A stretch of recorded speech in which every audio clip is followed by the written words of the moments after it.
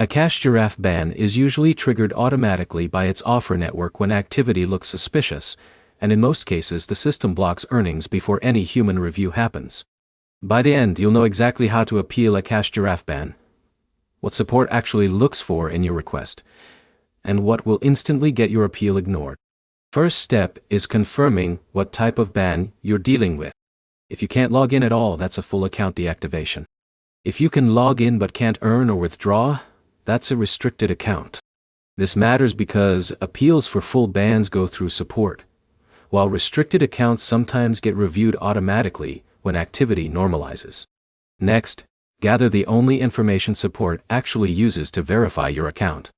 That includes your registered email, approximate time the ban happened, and any offers you completed right before it. Cached Giraffe doesn't rely on general complaints.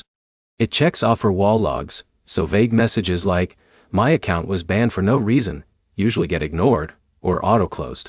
When you submit the appeal, go through the official help or contact section inside the app. Keep the message short and structured.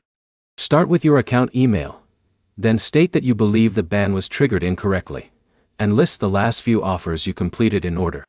Do not exaggerate or include unrelated details, because support systems filter out long or unclear messages.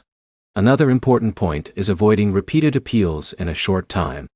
Sending multiple tickets back-to-back can push your request lower in the queue or mark it as duplicate, which slows down any review process. One clear, complete request is more effective than several incomplete ones.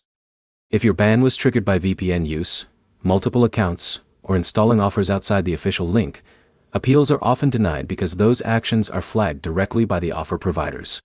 In those cases, support usually won't override the system, even if your account looks normal otherwise. If your appeal is accepted, access is usually restored without changes to your existing balance. If it's denied, the response will typically confirm that the decision is final based on network verification. Quick recap. Identify your ban type first. Send a clear appeal with exact account and offer details, and avoid repeated or vague messages that slow down review. The key is matching what support actually checks, not just explaining your situation. If this helped, like the video and subscribe for more fixes for reward apps, bans, and account recovery issues.